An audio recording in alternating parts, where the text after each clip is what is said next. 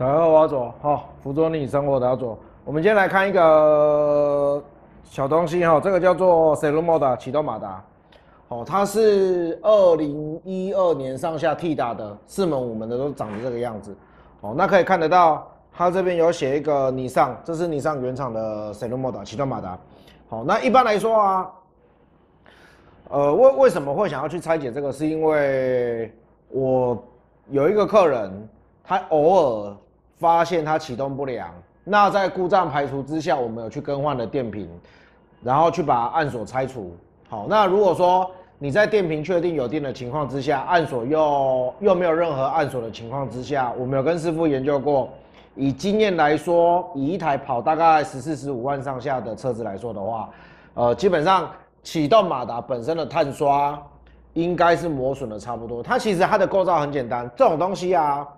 它有点像是它里面的碳刷是消耗性的，好，如果时间到它磨的差不多的时候，接触不良的时候，你就会变成你有时候接触到就发得起来，有时候接触不到就发不起来。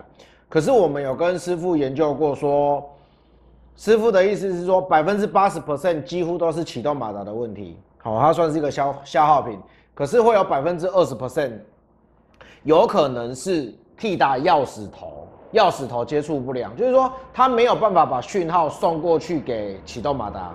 好，那我们今天为什么要去做一个启动马达的拆解呢？其实，应该是说原车主他换也换了啦，换了一颗大概可能3、5千块上下，10几万跑10几万换一颗，其实也不为过。哦，它的构造就是这样子，你一过电之后，它里面的电池线圈会带动马达做动，我等一下会拉近给大家看一下。然后它这边有一个齿轮，齿轮会去带动引擎内部，好去做一个启动的功率。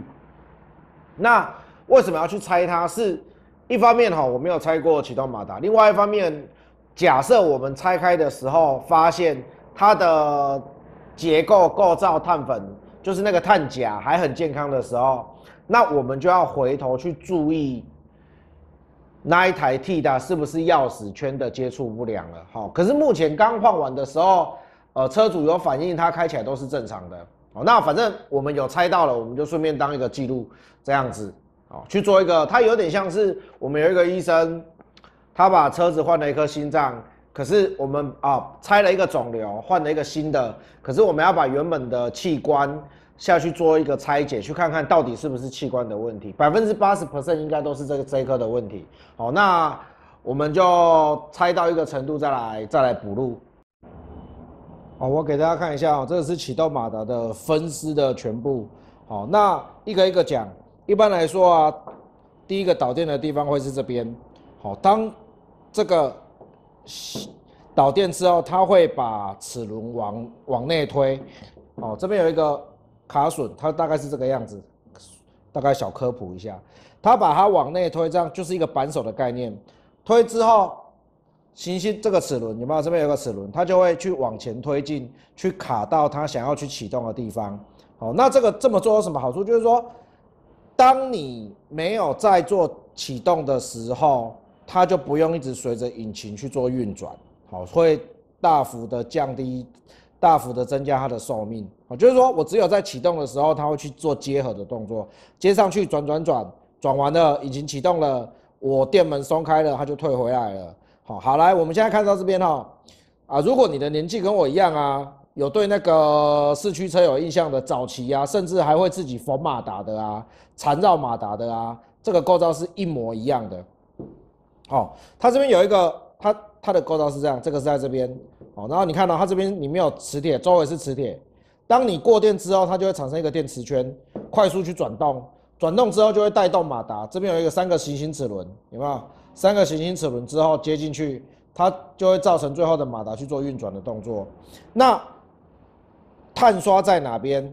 你要接之前，你一定要有碳刷嘛，要有过电嘛。好，在这边你会看到它这边有4个碳刷。所以会磨损的啊。会磨损的大部分，这样我们清楚，会磨损的大部分是这4个碳刷。好，假设说今天去把它拿去整理啊，他们大概会从这4个碳刷先换，或者是把接点啊全部都清洁一下啊，它就可以去继续使用。可是为什么现在的保养厂很少人去做这个动作？讲个观念，第一个，这整组下来，你换一个国产全新的，大概在3、5千块、4、5千块这样子，哦。可是如果说你今天它是拆下来去整理，某一个碳刷接不好，哪一个接点接触不良，那客人开到一半，搞不好又下一次启动的时候不好启动的时候，他其实不会感激你帮他省了1、2千块。哦，你用整理的可能在1、2千块就搞定了哦，可是你换新的大概是4、5千块哦，4、5千块上下哦。哦，在比例原则来说的话，如果说今天不管是发电机，尤其是发电机启动马达的构造都差不多简单的情况之下，如果说它单价没有很高，假设今天这一组启动马达的费用可能是在15000上下，我们去做整理，我们去做杀肉件的使用，整理完碳刷换新的下去做使用，那划不划算？其实是划算的，这个是有 OK 的。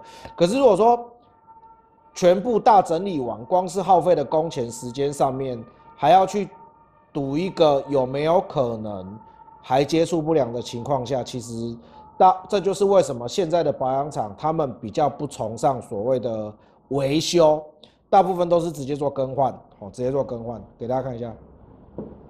哦，里面有没有磁铁？